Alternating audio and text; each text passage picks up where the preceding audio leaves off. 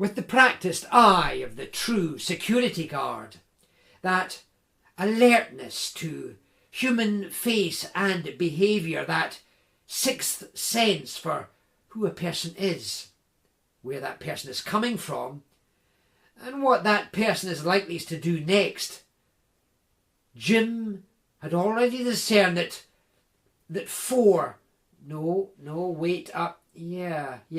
five other men sat on the little local branch train were making the journey for the same reason he was. Big, tough-looking guys, all sat on their own, all looking like they didn't have so very much to leave behind, and making their way so far out into the wired countryside. And so it proved.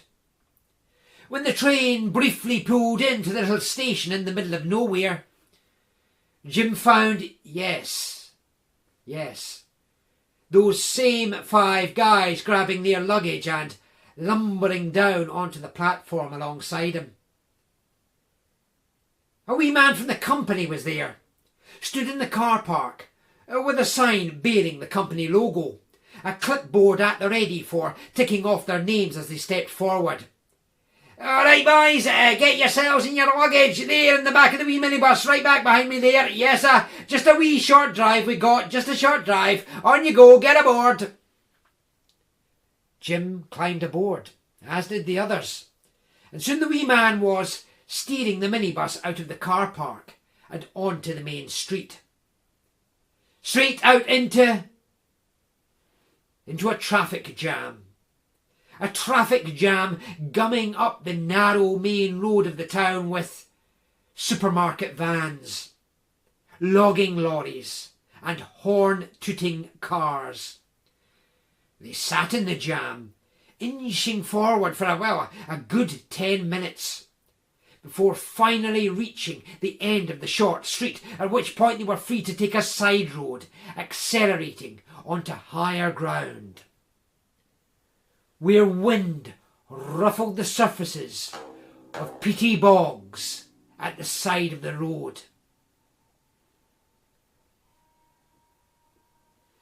Ahead, through the grimy window of the seat where Jim sat on his own, he began to make out a great wall of trees just ahead, the line of them seeming to reach out to him like a broad-armed and familiar phantom. Then they were on a track among those trees, passing through a stretch where many trees had already been felled. Raw stumps and immense heaps of logs now merely punctuating a boggy wasteland, like a battlefield where the fight had been thoroughly lost.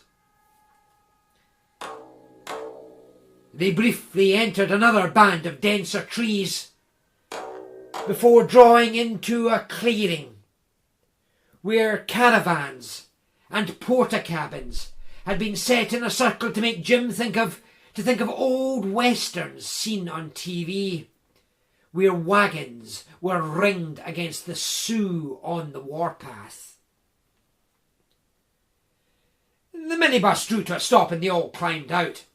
The wee man who had met them again, consulting his clipboard as he assigned them the caravans they would be staying in, telling them who they would be sharing those caravans with, asking them to be back outside in 15 minutes, as the gaffer would want to speak to them. Jim found himself assigned a caravan he would share with another security guard already arrived. Big Vinny, bald as a curling puck and muscled like the Ailsa Craig.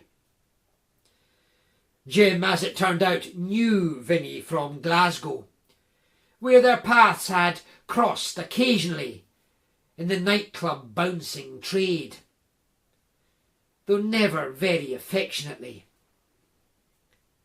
Still, it was no better nor worse a set-up than Jim had anticipated. He gave Vinny a a nod of recognition. Vinny nodded back, and that was all that was required for the time being. Jim dumped his baggage on a single bed, did some basic unpacking, and then headed back out to reconvene with the other new arrivals, just as the head bummer, Hardigan by name, a squat wee fella with thick black moustache, hard hat and high-vis jacket, stepped before them and pulled himself up to his full 5 feet nothing. "Hello there, boys," he declared. "Hope you had a good journey getting here. What's that? What's that I hear? Caught up in the traffic, were you? Down there in the town? Aye, I'll just bet you were. 'Cause turns out, boys, that's the reason for your being here. 'Cause that town down there has been getting a wee bit sick over the years about the road running through it being used as a shortcut, connecting one A road over here with another A road over there. Years of complaint have finally paid off. The council are stumping up the cash to build a bypass. A downright state-of-the-art dual carriageway all the way around the outside of the town. And this here is the route for it. Right up through this ugly old forest at the back of me here. On up the hill and down the other side. We a wee bit space cleared on one side for a brand new hotel and leisure complex up there a ways. With all the jobs it'll bring to this no exactly booming part of rural Scotland. And me and my team here, well, we're the boys appointed to put that new road in place. But we've had our problems, and that's why you guys have joined us. Come on with me.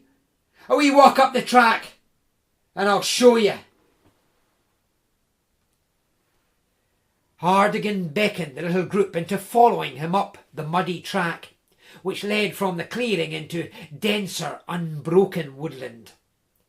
A wealth of broad-leaved trees soon stretching, deep as a green sea at either side of the track, gnarled and irregular of trunk, thick with interwoven leaves, far more irregularly spaced than the conifer plantations common in the Scottish landscape, with secretive little hollows appearing and disappearing in between.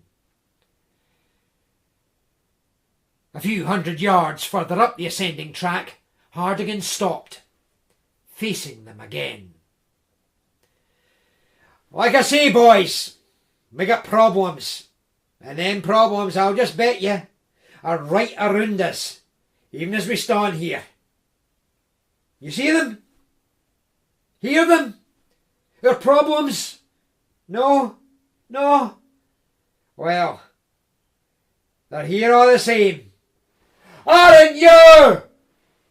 Hardigan had turned and begun shouting seemingly at the tree trunks themselves, and the leaf-rustling boughs stretching up and away from them. The wrinklings of the bark might, to be sure, here and there have suggested to those younger or less life-hardened than the men assembled, grimacing faces of contorted wood. But all the same, the spectacle was at least faintly comic. "I know you're there, watching, listening, perched there like I don't know what," Hardigan went on, oblivious to having given any such impression.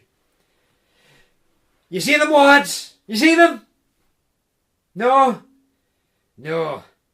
I can't either. No, right at the moment. But they're there all the same. Wouldn't you know it, this day and age? Protesters.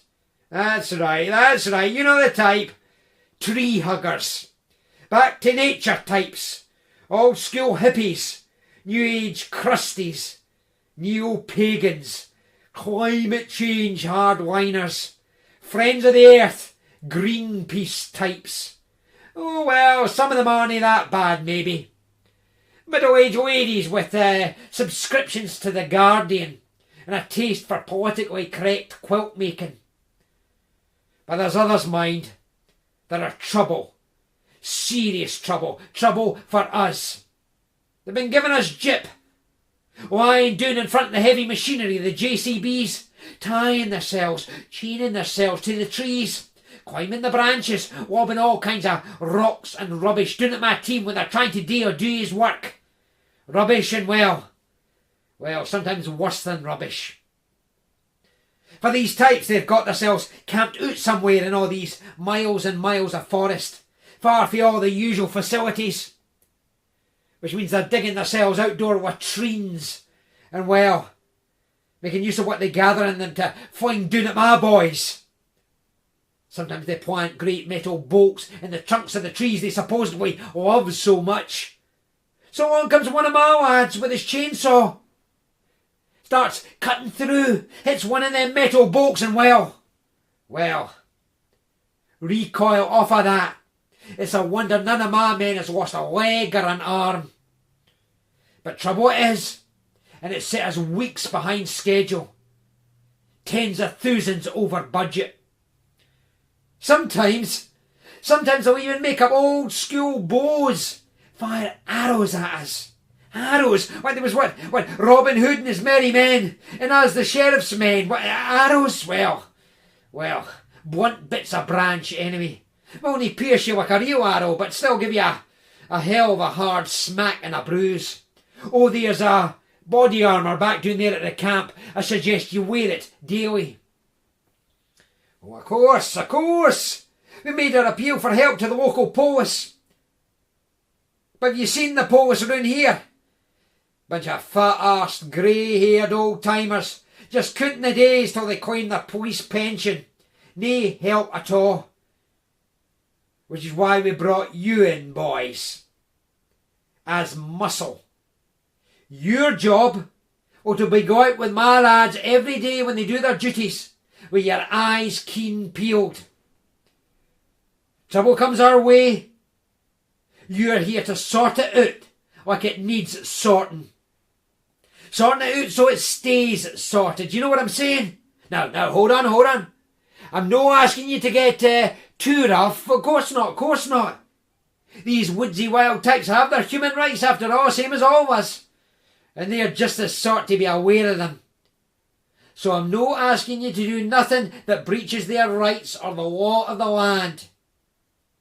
The meanwhile, out here, this far from civilisation, the strict letter of the law can, maybe be stretched a wee bit. You understand? And then stretched a wee bit more. And maybe just a wee bit beyond that. You get me? Get me? Oh, and if one of them supposedly so back to nature types tries to catch you in his state-of-the-art smartphone, post the footage in TikTok, WhatsApp, YouTube, you just make sure yon phone gets accidentally mind you, knocked to the ground and trampled on. So it will only help boost no one's online profile or Kickstarter. Because however hard we have to push, we are pushing a new road through here, and no one's stopping us. You hear that? You freaks hovering in them trees, roads going through, and nae bastard stopping us, knowing the muscle we got here now. You hear? Aye, they hear, wherever they are. All right, lads, that's the situation. That's what you're here for. And I must get you back down the slope for some dinner and a good night's kip. For you're starting out with my team first thing in the morning. Come on, lads. But even as they started back, a cry resounded from further up the track. Looking that way, they saw a strange two-headed shape lurching erratically into view from out of the forest's green deeps. As it stumbled closer from out of leafy shadows, it became clear it was, in fact, two figures. Two men, both in hard hats and high-vis jackets, one supporting the other. the supported man hunched tight upon himself.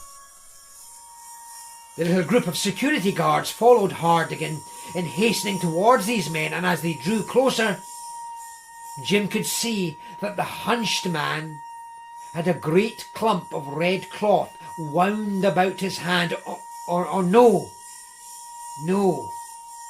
As Jim strode closer still, it became clear the red cloth was in fact a white t-shirt. A white t-shirt soaked red. See here, Gaffer! It took 3 fingers off him!" cried the more upright man. "Oh, I got the fingers here, boss. They can reattach them nowadays, can't they?" At this, the more upright man tugged from a pocket a packet for smoky bacon crisps.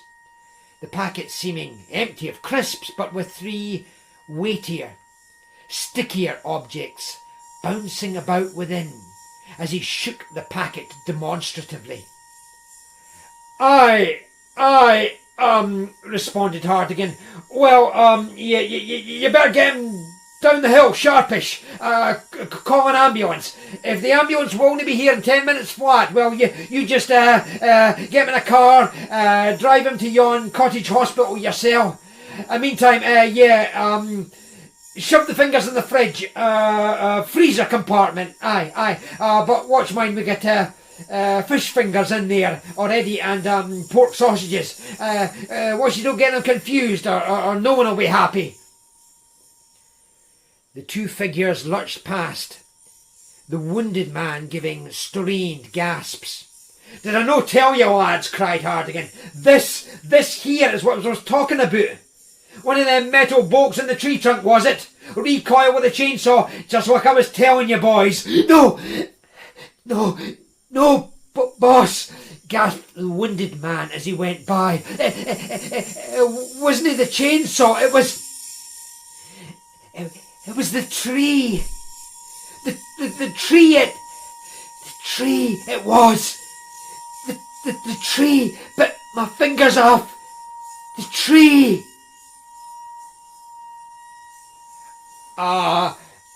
Yeah, well, said Hardigan as the figures went by. You hear that? Delirious, poor bastard. Alright, well, you see what we're up against here. Why we need the muscle you're here to provide. Okay, get yourselves back down to the camp. Get yourself some dinner. There's burgers, sausages, fish fingers, likewise, lasagna too. Just watch where you put your hands in that freezer compartment. And be ready for coming back up here, 7 sharp in the morning.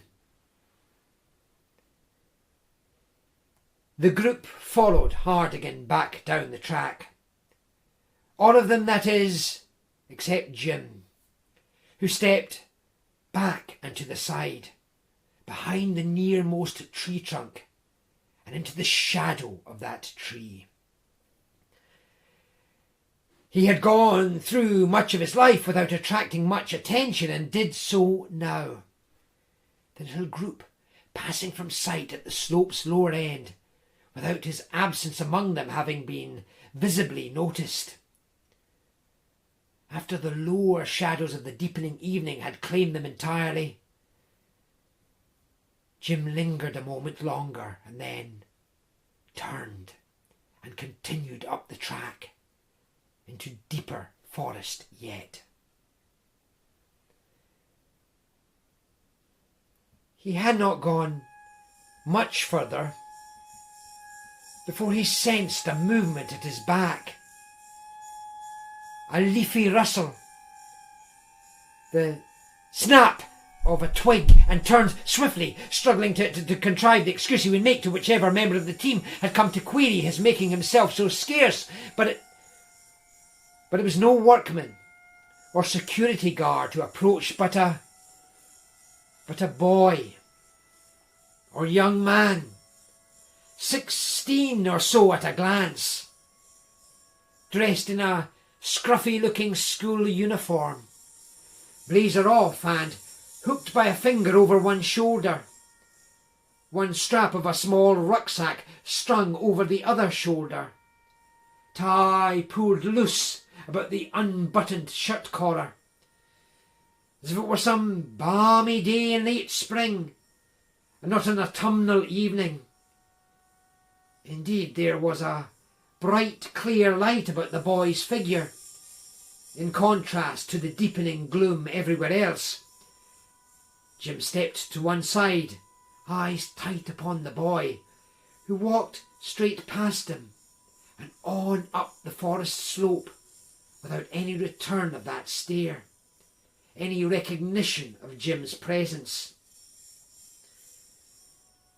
Jim kept his eyes upon the figure as it ascended to the next bend of the wooded track and disappeared like a ghost.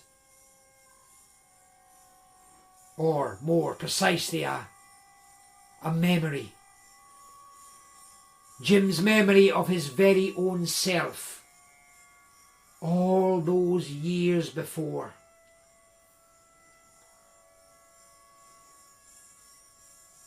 Jim hesitated a second over any further move, but then, having come all this way after all this time, he continued upwards, up into deeper shadows, amid more sibilant rustlings of breeze-stirred leaves, richer scents of dampish earth and foliage. It was becoming dark indeed, seriously dark, when he caught another, sharper rustling off to his right. Looking that way, he saw nothing at first but a rich stir of green leaves caught by the last glow of twilight. But then, from amid that ripple of leaf and bush, he saw another, different figure step forward. A figure robed, or was it cloaked, and certainly hooded, in a green that, like the boy seen just before, seemed to carry its own glow with it. The fabric like a soft lace, to which innumerable leaves and bits of twig and pine needle had stuck. The figure brushed and rustled its way closer. A face emerging from the shadows of the hood that very definitely returned his stare. It was the face of a woman, a smooth, slender face with, in the half-light, a yellowish glow about it, a pallid smile on its lips, stray strands of chestnut red hair straying about it from under the hood. The figure stretched forth a hand gloved in what looked like a velvet of olive green, the cloth lush of texture as if it were moss. The fingers of that hand curled upon themselves as if beckoning him closer. He found his steps inching towards her, off the track, into the rough grasses and mosses at the foot of the trees, a sweet fragrance thick about him to match the sweet stare and smile of the beckoning woman. The woman he suddenly supposed he might have seen somewhere before. Where? When? She beckoned him on, her own steps now seeming to shift backward, as if to begin leading him deeper still into the trees. A fallen twig snapped sharply under his tread. "Oh there! You're no here to murder me, are you?" The bellowing cry came from some other direction. Jim had to glance this way and that before his eye settled on a great broad-shouldered figure, stomping his way through the trees. A head torch gleaming from the front of what must have been a hard hat. "I'm saying, You're no here to murder me, are you? What? Muttered Jim, looking back towards the woman in green, but she was gone. The leaves amid which she had stood turning from green to an inky grey as twilight gave up the ghost and became the first full moments of night. Had she been there at all? The other figure was very definitely there. Stomping closer, Jim could make out a great figure in high-vis jacket and hard hat, a chainsaw held in one hand and balanced across the shoulder above. The figure had a great wiry beard, and what could just be made out as a beaming smile upon the broad face. "I mean to say, you're no one of these protesters, are you?" said the figure. "Here to do away with me for cutting down a few trees back there." "What?" said Jim. No, I'm with the... I know, I'm just messing with you. You didn't look to me like one of them tree huggers. You'll be, let me guess, one of these security boys they brought up for doing Glasgow way." Yes, said Jim. That's me, security from yes. Yes, from Glasgow. "Mind, you didn't sound like Glasgow," said the big man. "Sound like you're more from up round here, in fact." No, Glasgow I'm from," Jim insisted. South side of Glasgow." "Oh, well, what would I know? I'm Big Sandy, by the way, chief of the works team, tree surgeon. Though I confess no all my patients survive. You for a wander?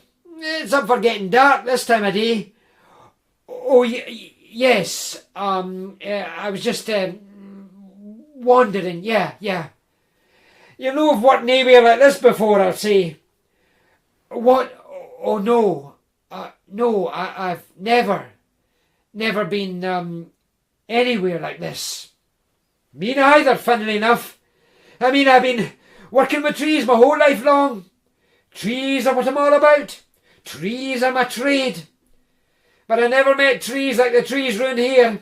Funny really, you spend all day hacking through them, come back the next day and well, it's like the same trees have sprouted up fresh overnight. Optical illusion, I'm sure. So many trees hereabouts. All the same, well... No, anyway, you'll be heading for back doing the camp if you've any sense." "Oh, yes," said Jim. I just, like I say, wandered off the track a bit." "Never you mind the track," said Sandy. "You follow me. Even in this murk I know a shortcut. Come on." Jim stepped alongside Sandy as the big man marched on among the ever darker trees and bushes, with the keenness of a mole burrowing black earth. And as they went, Sandy chattered away. "Then I warned you all about the protesters, eh? Aye, well, they're no so bad, no really. Tree huggers, well, everybody needs a hug, that's my philosophy. Just watch you wear your body armour, mind, in case they go firing them blunt arrows at you. But my real advice would be, didn't let them talk to you. Yon was my mistake. One day, a few weeks ago it was now, about this time of day it was. I'd worked on a wee bit late, out here all in my Todd, the rest of the boys heading back down the track. And well, there was one of the protesters, up there in them trees, perched there, you know. Face painted green like, I don't know, a Peter Pan or Apocalypse Now. Oh, no flinging or firing nothing my way, just whispering to me about this forest here. It's history. It's pre-history even, and well, Muggins here, he goes ahead and listens. And later that night he heads down into the pub in the Tune, only place round here you get decent Wi-Fi, by the way. And Muggins that he is, he checks it all up in Wikipedia. Turns out it was true. Or so the bloody internet would tell you. Turns out, see, this here isn't any old normal sort of a forest. Way back in the day, or so they say, it was a sacred place to the, well, can you believe it? Can you believe it? They actually existed, apparently.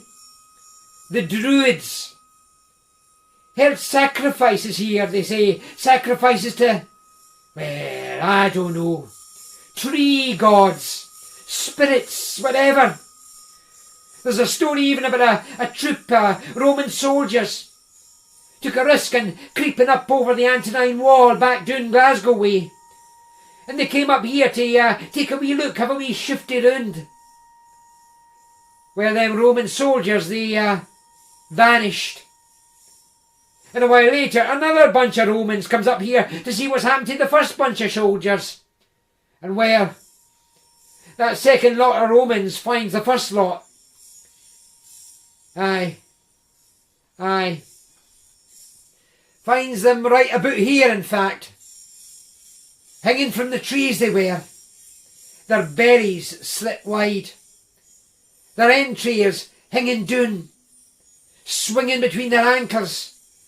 What the birds and the insects had left of them anyway. Well, that second set of Romans, they skedaddles away back behind yon Antonine Wall and does not come back here again. And in the years and the centuries that passed, well, this place here kept getting a reputation.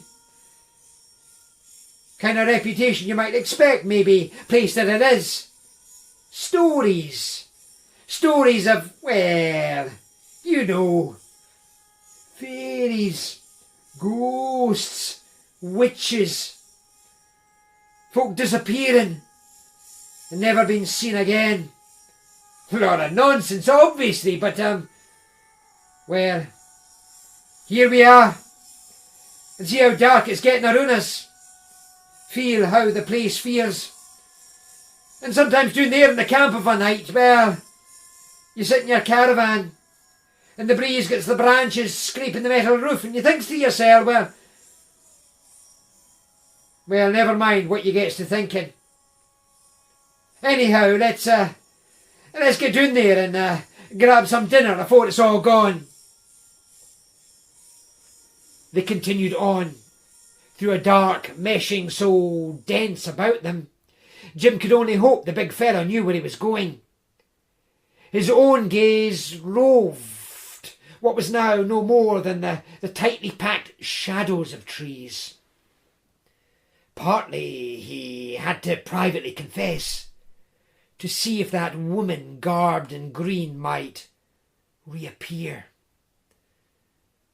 But what he saw was smaller and, even amid the obscurity, stark white. Startlingly so. Oh, hold on, wait a minute, he said. Wait a minute. Are you messing with me? What? Said Sandy, likewise stopping. Listen, all the stuff you've been peddling me about, all the stuff about blood sacrifices and fairies and all that nonsense, said Jim. Listen, tell me straight. Is it a wind-up? You know, take the piss out the new boy. Send him out for a tin of elbow grease or some tartan paint. Well, I don't know what you're on about, Sandy replied. That, look, over there, up there, in the branch of that tree. Tell me straight. Is that up there supposed to be... Is it supposed to be a skull? What?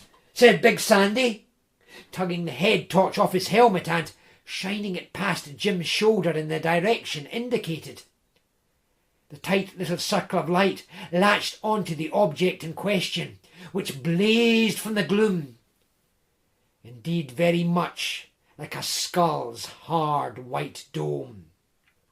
Bloody hell, cried Sandy, before collecting himself, squinting harder and breaking into a broad smirk. Skull! Skull man! You're the one winding me up now. A skull? No. Look. It's a hard hat. Like this helmet I'm wearing right here. One of my team's gone and left his helmet hung up there in the tree. You better get it back. Gaffer doesn't like us losing kit out here in the field. Hold on, you stand there. I'll get it. Sandy stomped across and made a reach for the helmet. But even on tiptoe and with arm at full stretch above his head, his plump fingertips only faintly brushed the snared plastic. My, but it's up a hell of a height, he said. Even a little upwards jump did no more than jostle the plastic uselessly against the branches. Oh there, young fella, said Sandy, turning back to Jim. You look fitter than me. Come on, over here, give a hand getting this thing down. Stand back, said Jim. Leave it to me. Jim strode forward, stretching on his own tiptoes and reaching up his own upstretched fingers, only just tapping the hard hat's rim. But he caught a lower branch with his free hand, drove the tip of one boot into a gnarled socket in the trunk, gaining leverage to raise himself further and fix at least the furthermost stretch of his fingers around the helmet's rim, turning it about in an attempt to tear it free of those upper twigs. As he did this, the side of the helmet was turned more sharply into the glare of Sandy's torchlight. Wait, what's that there on the side? Sandy asked. What's that there? It isn't blood, is it? Jim squinted. Blood? Hold on, no, it's not blood, it's just a marker pen. Red marker pen. I can read it now. Somebody's idea of a joke. Yeah, here it is. A chainsaw massacrer, it says. Oh, wait, said Sandy. Wait, hold on. You know whose hat that is? It's Tass's. Thomas Arthur Sutherland, Big Tass. Listen, young fella, never mind the hard hat for a moment. Never mind. Just take a look round the other side of that tree. Sandy was now shining his torch beam about the undergrowth nearby, albeit with a plain reluctance to turn his own face fully that same way. Now you tell me straight, young fella, is there a dead body down there somewhere? A what? Said Jim, glancing about the low bushes and dead wood, the thistles and mosses and sprouting mushrooms of that section of forest floor. Is there? Is he down there dead? What are you talking? A dead body? No, there's no dead body. Sandy grunted with relief. Well, that's something. Did they tell you about Tass? Big Tass? No, I'll bet they didn't. Tass, Thomas Arthur Sutherland, well, Tass is the reason you're here. He'd tree surgeon he was before me. Big friendly fella. But just about 3 weeks ago, he got up one night, down there in the camp, walked out the porter cabin, and disappeared into the trees. Hasn't he been seen since? Oh, we had the police out, searching the woods here, high and low. Police dogs getting a sniff of Tass's soiled underpants just to get the scent. But no sign of him did they find. So what his helmet's doing suddenly hanging there in plain sight, I do not know. But anywho, sitting in them caravans of a night, branches scraping the metal roof, some of us got to, well, you know, wondering out loud. I mean, among these protesters, there's some weird types, you know. It's not all just the Greta Thunberg fan club, you know. There's weird kind of, I don't know, we're like to say, neo-pagans, neo-druids even. And what if some among them, some of us got to thinking, what if some among them, knowing the history of this place, what if they thought to themselves, well, maybe it's time for bringing some of them old customs back. Sacrifice and that. Human sacrifice. Oh, of course not, of course not, of course. This day and age, why they wouldn't they get away with it? All the same. Big Tass. Where did he go? Well, that's enough of that. Come on, enemy. Anyhow, can you get that helmet done? Yeah. Just a moment, said Jim, making another upward lurch, catching the hard hat more firmly, wriggling it free of the spiky branches and beginning to lower it. Got it. Here it comes, right here. See the... In lowering it, he had turned the helmet upside down, revealing to the glint of the torch beam what lay curled within, uncurling his way, raising its head and baring its fang. Jim hurled the hard hat from him. It bounced, and then settled, still upside down on the forest floor. From inside there writhed a line of beaded darkness, which snaked its way out of the helmet entirely, and then wriggled and slithered off across the forest floor, losing itself in a clump of thistles. "Oh, that," said Sandy. "Oh, that's just an adder. A viper. Snake, you know. Plenty of them around here. Poisonous, of course, but mere scared of us than we are of them. Just keep an eye out. Mind you. You don't usually get them up in the branches like yon. Mere likely to be down in the undergrowth, like you just saw. Anywho, that's enough drama for one night, don't you think? I'll take the hat, thank you. No more snakes in it? No. Good. Right, well, let's get down and get some dinner at last."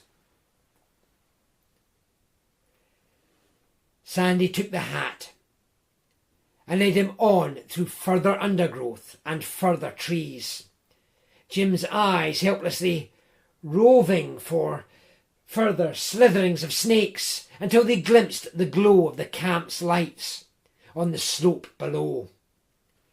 "Told you it was a shortcut," Sandy said. Even as they took their last steps towards the camp's glow, a sharp rustle at Jim's back made him turn again. Was that at the sheerest edge of visibility in a wood so sunk in darkness? The woman robed, hooded, cloaked in green, again looking his way with that pale glint of face, again beckoning with a velvet green glove. "Oh, big man, we're there, see, just right down there." This was Sandy calling back to him. Jim looked to Sandy, looked back then to the forest dark. That darkness now gave nothing away. They continued into the camp. Sandy handed the hard hat into Hardigan, who said he would notify the police in the morning, and who then, when Sandy was gone, buried the hat in the deepest drawer of his filing cabinet. There had been delays enough already. In the caravan assigned to Jim, Vinny was sat up, smoking a toke while watching pornography and monster truck pile-ups on his laptop, muttering under his breath be a sort of a greeting. Jim climbed into his bed and tried his best to sleep. To sleep without remembering too hard. And that, folks, is the end of Act 1 of our story Dryad. In Act 2 we shall venture both literally and figuratively deeper into this dark and mysterious forest. I hope you can be here to join me for that. In the meantime, folks, thank you for listening.